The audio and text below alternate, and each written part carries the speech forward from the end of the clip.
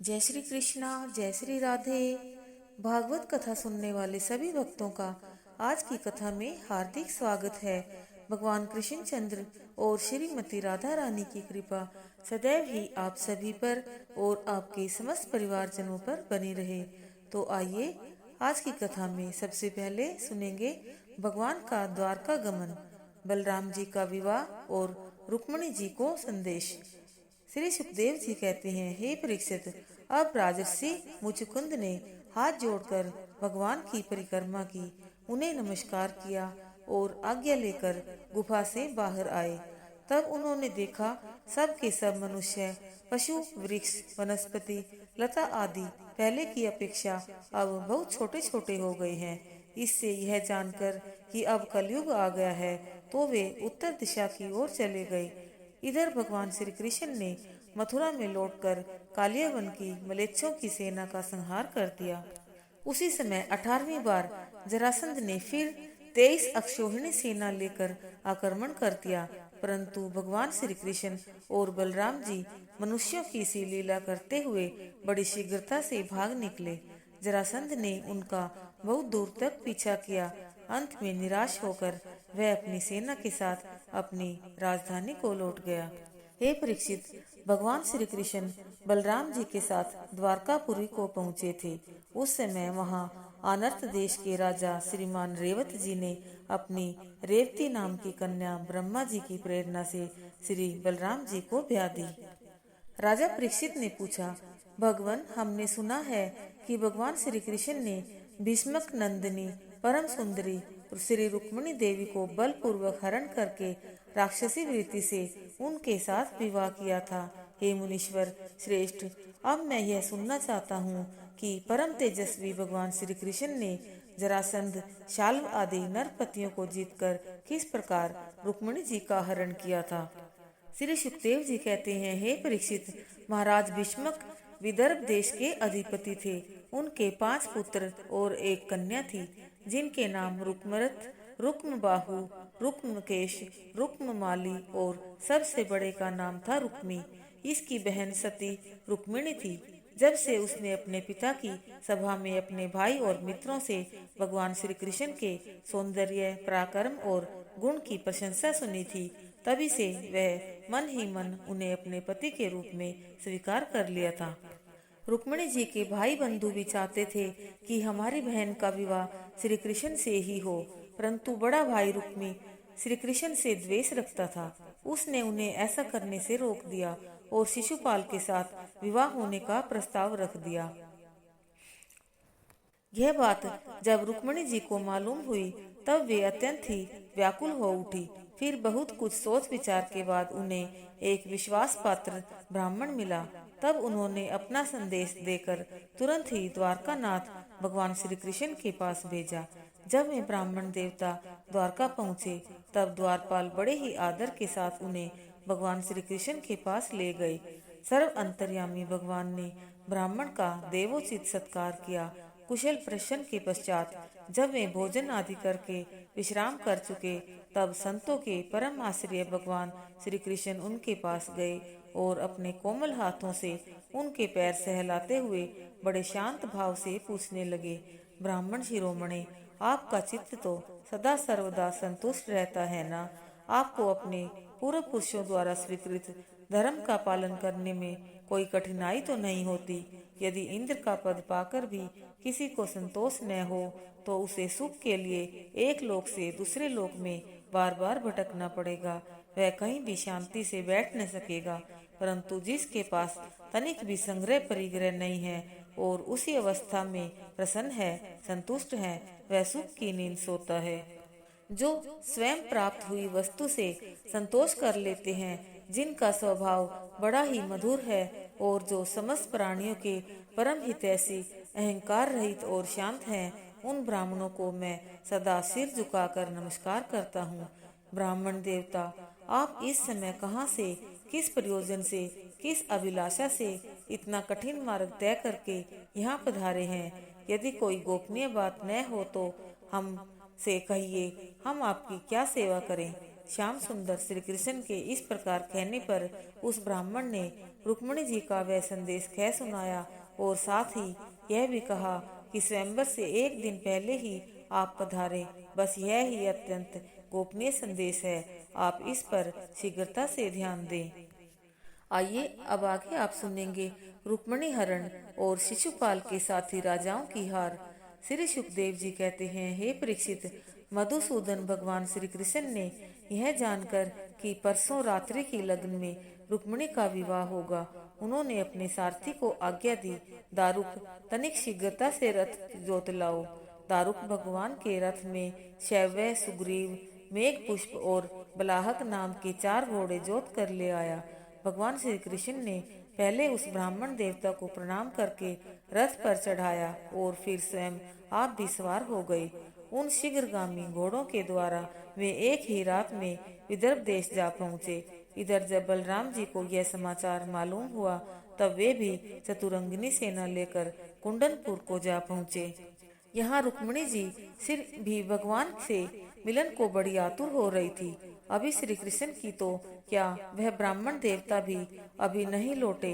वह अपने भाग्य पर भरोसा करके सौभाग्य की देवी श्री गौरी और भगवान गणपति जी का स्मरण करने लगी। इतने में ही ब्राह्मण ने उन्हें भगवान श्री कृष्ण के आने का समाचार कह सुनाया और यह भी कहा कि वे आपको ले जाने के लिए सत्य संकल्प हैं। रुक्मिणी जी ने उसके फल स्वरूप उस ब्राह्मण को नमस्कार किया। हे परीक्षित, भगवान श्री कृष्ण और बलराम जी के आगमन का समाचार सुनकर विदर्भ राज सहित सभी पुरवासी बहुत ही प्रसन्न हुए। उसी समय रुक्मिणी जी अंतःपुर से निकलकर गोरा पूजन को अपनी सहेलियों के साथ जा रही थी। बहुत से सैनिक भी उनकी सुरक्षा के लिए साथ साथ चल रहे थे। वहां पहुंचकर उन्होंने भगवान गौरी शंकर की षोडशोपचार से वैदिक रीति के अनुसार पूजा की एवं उनसे अपने जन्म जन्म के स्वामी भगवान श्री कृष्ण को प्राप्त कर लेने के लिए प्रार्थना की। हे परीक्षित, परम सुंदरी साक्षात श्री लक्ष्मी जी की अवतार थी। पूजन करके वहां से अपनी सहेलियों के साथ चलकर घर जाने के लिए जैसे ही रथ पर चढ़ना चाहा कि इतने में श्याम सुंदर भगवान श्री कृष्ण ने उनका कोमल कर कमल पकड़कर उन्हें संवारते हुए अपने विजय रथ में चढ़ा लिया। बड़े बड़े शूरवीर जो उनके लिए रात और दिन लालायित रहते थे अथवा जिन्होंने शिशुपाल आदि का साथ दिया था, वे सब के सब देखते ही रह गए। उस समय जरासंध के समवर्ती अभिमानी राजाओं ने अपना यह बहुत ही तिरस्कार और यश कीर्ति का नाश सहन करना पड़ा। अतः वे लोग आपस में पश्चाताप करने लगे। अब वे चिढ़कर एक दूसरे को जोश दिलाने के लिए कहने लगे, धिक्कार है, आज हम सब लोग धनुष धारण करके खड़े ही रहे और ये ग्वाले जैसे सिंह के भाग को हिरण ले जाए, उसी प्रकार हमारा यश छीन कर ले गए। हे परीक्षित, इस प्रकार कह सुनकर सब के सब क्रोध से आग बबूला होकर अपने अपने आयुधों को लेकर रथ पर चढ़कर और अपनी अपनी सेना को लेकर भगवान श्री कृष्ण के पीछे पीछे दौड़े। हे राजन, जब यदुवंशियों के सेनापतियों ने देखा कि शत्रु दल हम पर चढ़ा चला आ रहा है, तब उन्होंने भी अपने धनुषों को संभालकर उनके सामने डट गए। दोनों पक्षों में बहुत ही घमासान युद्ध हुआ। अंत में सच्ची कामना वाले यदुवंशियों की ही विजय हुई। जरासंध आदि सभी राजा युद्ध से पीठ दिखाकर भाग गए। उधर शिशुपाल अपनी भावी पत्नी के छिन जाने से मरणासन हो गया। अब न तो उसके हृदय में उत्साह ही था और न शरीर पर कांति ही। जरासंध ने उसके पास जाकर कहा, शिशुपाल जी, आप एक तो श्रेष्ठ पुरुष हैं, यह उदासी छोड़ दीजिए, क्योंकि कोई भी बात सदा अपने मन के अनुकूल ही हो या प्रतिकूल ही हो, इस संबंध में कुछ स्थिरता किसी भी प्राणी के जीवन में नहीं देखी जाती। जैसे कठपुतली बाजीगर की इच्छा से नाचती है, वैसे ही ये जीव भगवत इच्छा के अधीन रहकर सुख और दुख के संबंध में यथाशक्ति चेष्टा करता रहता है। जब काल हमारे अनुकूल होगा तब हम भी इन्हें जीत लेंगे। मित्रों के इस प्रकार समझाने पर वे अपनी राजधानी को लौट गए। हे परीक्षित, रुक्मिणी जी के बड़े भाई रुक्मी ने एक अक्षौहिणी सेना साथ लेकर सभी वीर राजाओं के सामने यह प्रतिज्ञा की कि यदि मैंने युद्ध में श्री कृष्ण को नहीं हराया तो मैं कुंडनपुर में प्रवेश नहीं करूंगा। यह कहकर वह रथ पर सवार होकर श्री कृष्ण के पीछे दौड़ा। भगवान का रथ आगे की ओर बढ़ा जा रहा था। पीछे से ये चिल्लाता हुआ, बड़बड़ाता हुआ और उन्हें ललकारता हुआ चला आ रहा था। इसने भगवान श्री कृष्ण पर क्रोध करके 3 बाण छोड़े, किंतु श्री कृष्ण ने उनसे अपने को बचा लिया। इस मूर्ख की मूर्खता पर कोई ध्यान नहीं किया, परंतु जब ये दुष्ट नहीं माना, तब भगवान श्री कृष्ण ने हंसते हंसते उसका धनुष काट डाला और 6 बाण छोड़े, साथ ही 8 बाण और छोड़े, जिससे इसके रथ के घोड़े, सारथी, ध्वजा आदि सब तहस नहस कर दिए। फिर ये ढाल तलवार लेकर भगवान श्री कृष्ण पर प्रहार करना ही चाहता था कि भगवान ने इसकी ढाल तलवार भी काट डाली और उसको मारने के लिए हाथ में तीखी तलवार निकाल ली। जब रुक्मिणी जी ने देखा कि तो अब मेरे भाई को मार डालना ही चाहते हैं, तब तो ये भय से बेयल हो गई और अपने प्रियतम भगवान श्री कृष्ण के चरणों में गिरकर करुण स्वर में बोली, हे देवताओं के भी आराध्य देव जगतपते, आप योगेश्वर हैं। आपके स्वरूप और इच्छाओं को कोई जान नहीं सकता। आप परम बलवान हैं, परंतु कल्याण स्वरूप भी तो हैं। हे प्रभु, मेरे भैया को मारना आपके योग्य काम नहीं है। हे परीक्षित, परम दयालु भगवान श्री कृष्ण ने रुक्मिणी के इस प्रकार कहने पर उनके भाई रुक्मी को मारने का विचार छोड़ दिया। अब भगवान ने उसी के दुपट्टे से उसके हाथ पैर बांधकर रुक्मी की दाढ़ी, मूछ और केस जगह जगह से मूंदकर उसे कुरूप करके छोड़ दिया।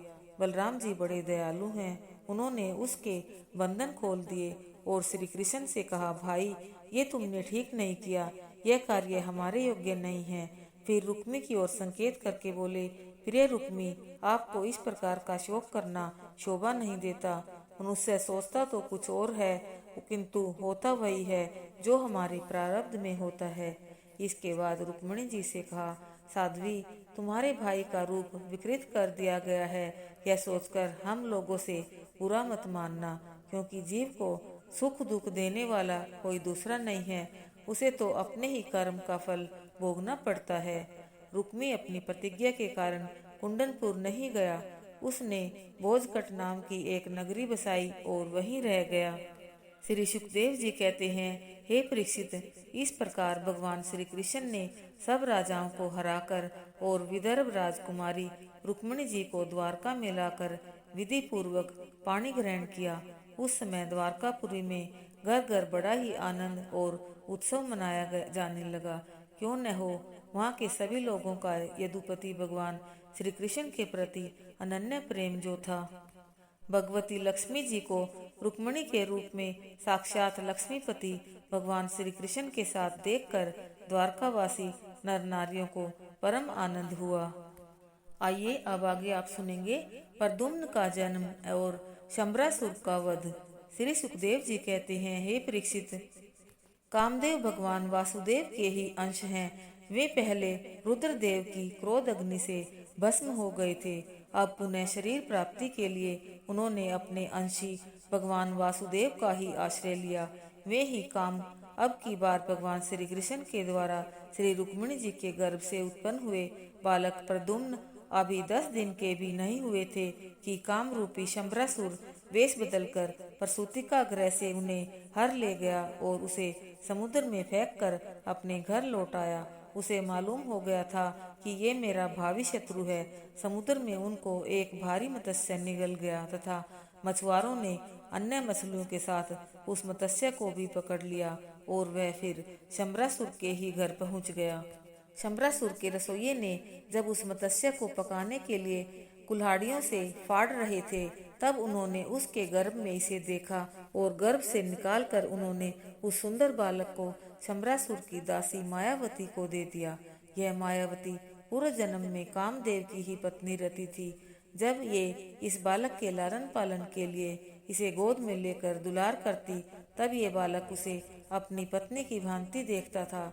मायावती को इस नन्हे से शिशु की वह हाव भाव भरी चितवन आदि देखकर उसके मन में बड़ी शंका हुई। हे परीक्षित, एक दिन नारद जी वहां आए, तब उन्होंने मायावती को उस बालक के जन्म से लेकर अब तक का सारा वृत्तांत कह सुनाया। मायावती नारद जी से यह जानकर कि ये मेरे ही पति का कामदेव ही हैं, तब वह बहुत ही प्रसन्न हुई। कुछ ही समय में प्रद्युम्न बड़े हो गए। तब मायावती ने प्रद्युम्न को महामाया नाम की विद्या सिखा दी। यह विद्या ऐसी है जो सब प्रकार की मायाओं का नाश कर देती है। अब प्रद्युम्न जी शंबरासुर के पास जाकर उस पर बड़े कटु आरोप लगाने लगे। वे चाहते थे कि ये किसी भी प्रकार युद्ध के लिए तैयार हो जाए, उसे ललकारने लगे। उनके कटु वचनों की चोट से ये तिलमिला उठा और वह दैत्य मायासुर की बताई हुई आसुरी माया से प्रद्युम्न जी पर अस्त्र शस्त्रों की वर्षा करने लगा। परंतु प्रद्युम्न जी की वैष्णवी माया के आगे उसकी एक न चली और उन्होंने अपनी तीखी तलवार से शंबरासुर का सिर धड़ से अलग कर दिया। देवता लोग पुष्पों की वर्षा करते हुए स्तुति करने लगे और इसके बाद मायावती रति, जो आकाश में चलना जानती थी, अपने पति प्रद्युम्न जी को आकाश मार्ग से द्वारका ले गई। उन्होंने भगवान के अंतःपुर में जिस समय प्रवेश किया, तब वहाँ की सुंदर रमणियां उन्हें देखकर आश्चर्यचकित हो गई। इतने में ही रुक्मिणी जी भी वहां आ पहुंची। उस समय पुत्र स्नेह के कारण उनके स्तनों से दूध की धारा बहने लगी। परंतु फिर भी उस नर रत्न को देखकर उनके हृदय में विविध प्रकार की शंकाएं उठने लगी। हो न हो कहीं यह बालक वो तो नहीं जिसे पहले मैंने अपने गर्भ से जन्म दिया था। हे परीक्षित, जिस समय रुक्मिणी जी इस प्रकार सोच विचार में डूबी हुई थी, उसी समय भगवान श्री कृष्ण अपने माता पिता के साथ वहां पधारे। वह तो सब कुछ जानते ही थे, परंतु कुछ बोले नहीं, चुपचाप खड़े ही रहे। इतने में ही देवर्षि नारद जी वहां आ पहुंचे और उन्होंने अब तक की जो जो घटनाएं हुई थी सब कह सुनाई। तब बहुत दिनों के खोए हुए प्रद्युम्न को प्राप्त करके वसुदेव जी, देवकी जी, बलराम जी, श्री कृष्ण और रुक्मिणी जी आदि ने उन नव दंपत्ति को अपने हृदय से लगाकर आनंद का अनुभव किया। इसी के साथ ही आज की कथा संपूर्ण होती है। बोले विष्णु भगवान की जय, बोले कृष्णचंद्र भगवान की जय, बोले सुखदेव जी महाराज की जय, बोले श्रीमद् भागवत महापुराण की जय। जय जय श्री राधे, जय जय श्री राधे, जय जय श्री राधे श्याम। आइए अब करते हैं भागवत जी की आरती। श्री भागवत भगवान की है आरती, पापियों को पाप से है तारती। श्री भागवत भगवान की है आरती, पापियों को पाप से है तारती। ये अमर ग्रंथ, ये मुक्ति पंथ, ये पंचम वेद निराला, नव ज्योति जलाने वाला। हरि नाम यही हरि धाम यही, यही जग मंगल की आरती। पापियों को पाप से है तारती। श्री भागवत भगवान की है आरती, पापियों को पाप से है तारती। ये शांति गीत पावन पुनीत, पापों को मिटाने वाला, हरि दर्श दिखाने वाला। यह सुख करनी यह दुख हरनी, श्री मधुसूदन की आरती। पापियों को पाप से है तारती। श्री भागवत भगवान की है आरती, पापियों को पाप से है तारती। ये मधुर बोल जग फंद खोल, सन्मार्ग दिखाने वाला, बिगड़ी को बनाने वाला। श्री राम यही घनश्याम यही, यही प्रभु की महिमा की आरती। पापियों को पाप से है तारती। श्री भागवत भगवान की है आरती, पापियों को पाप से है तारती। श्री भागवत भगवान की है आरती, पापियों को पाप से है तारती, पापियों को पाप से है तारती। जय जय श्री राधे, जय जय श्री राधे, जय जय श्री राधे श्याम।